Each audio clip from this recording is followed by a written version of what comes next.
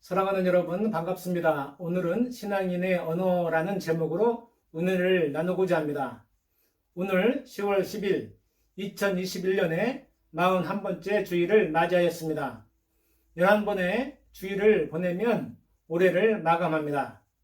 올해 지금까지 41번의 주일을 보냈는데요. 여러분은 몇 번 주일 예배를 드렸는지요? 코로나 상황 속에서 슬쩍 넘어간 적이 많을 것입니다. 우리는 그리스도의 병사입니다. 병사는 지휘관의 점호를 받아야 하는 것처럼 우리는 하나님께 성실한 모습으로 인정을 받아야 합니다. 하나님께서는 꾸준한 여러분의 모습을 보고 세상을 이길 지혜와 은총을 내려주십니다. 어제는 한글날이었죠.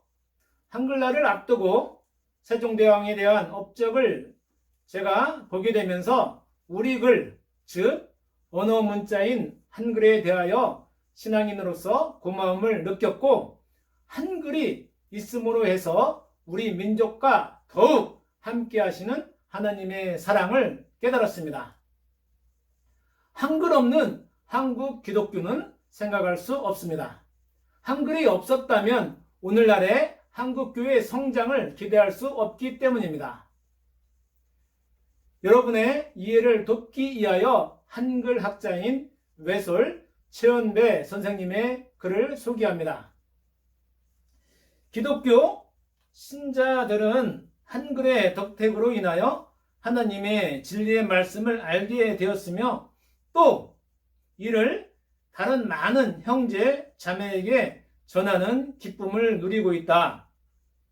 한글의 절대적 은덕을 아는 기독교의 신도로서 한글을 사랑하고 숭상하고 이를 발扬하는 일은 기독교인의 당연한 의무인 동시에 또 기쁨이 되면 안 된다라고 했습니다. 이처럼 한글은 초기 기독교에서부터 전도 및 복음 전파에 효과적인 기능을 수행하였습니다. 천주교회와 함께 한국교회는 성경, 각종 교리서, 간행물, 전도문서, 찬송가를 출간하였고, 특히 성경의 복음은 한글의 문자적 이상 정립과 문맹 퇴치, 일반인의 의식 수준을 끌어올렸습니다. 물론 한글 맞춤법과 표준어 정립의 기틀을 다졌다는 평가를 받고 있죠. 옛날 우리 백성들은 중국 글자인 한문을 모르면 사람 대접을 못 받았고, 일제 강점기 때는 일본말, 일본 글을 모르면 천대를 받았습니다. 이러한 역사는 아직도 답습하고 있죠. 한글 맞춤법을 몰라서 아예 영어로 논문을 쓰는 학자들도 있다고 합니다.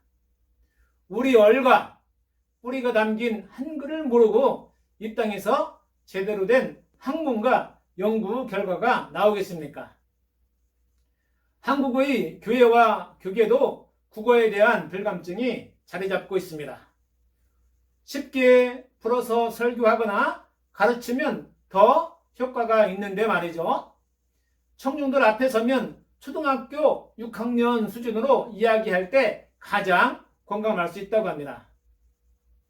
목회자를 비롯한 신앙인의 모든 언어는 지식이나 자기 똑똑한 것을 자랑하거나 험담, 거짓, 비방을 하는, 또 교묘하게 포장하는 말을 해서는 안 됩니다. 예수님의 설교를 가만히 살펴보면 쉽고 아주 간단한 것을 볼 수가 있습니다. 예수님은 당시 대중 언어인 아람어로 말씀하셨습니다. 교회는 더욱 우리말을 사용해야 합니다. 왜냐하면 한글을 통해 민족을 자각하게 되었고 하나님을 알게 되었고 일반 백성의 눈을 떴기 때문에 하나님께서 우리 민족에게 요구하시는 그 거룩한 뜻을 옳게 표현할 수 있기 때문입니다. 성경이 각국의 언어로, 각 종족의 언어로 번역되고 있는 이유가 무엇일까요? 그만큼 그 민족에게 다가가고자 하는, 개개인에게 찾아가시는 하나님의 마음인 것이죠. 하나님께서는 소리, 말씀으로 모든 것을 만드셨습니다. 말은 사람의 사상이나 감정을 표현하는 소리 이전에 하나님의 모습이었습니다. 이 소리가 말로, 문자로, 기호 등으로 우리가 사용하고 있습니다. 하나님 중심으로 나아가지 않고 사람 중심, 세상으로 나아가면 더욱 하나님의 소리를 들을 수 없습니다. 신앙을 담지 못하고 인격을 담지 못하면 그 말은 자신은 물론 상대방을 죽게 합니다. 우리는 말만 하면 기독교인이란 격언 아닌 격언을 새겨 드려야 합니다.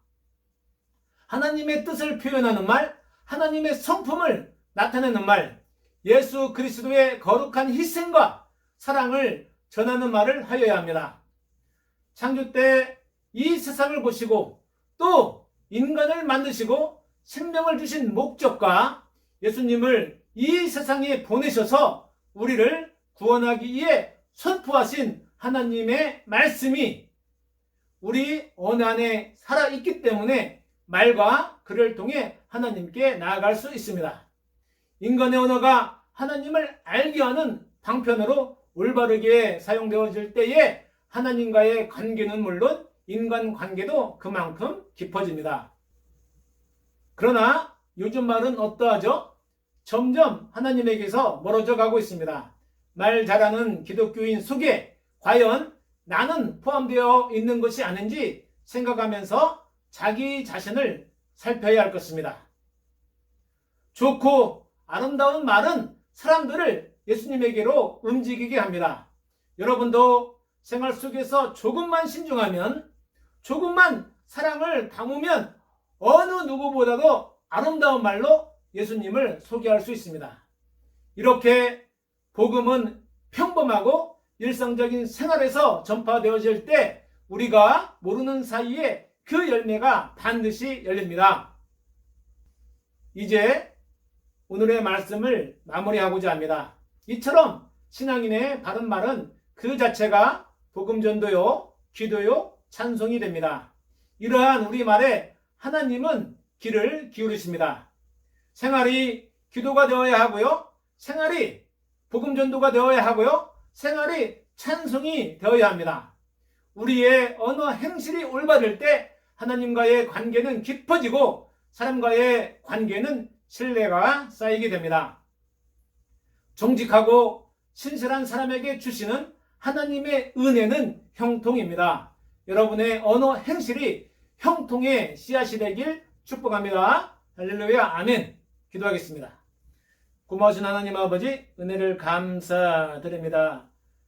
세상을 창조하시면서 소리로 우리에게 다가왔습니다.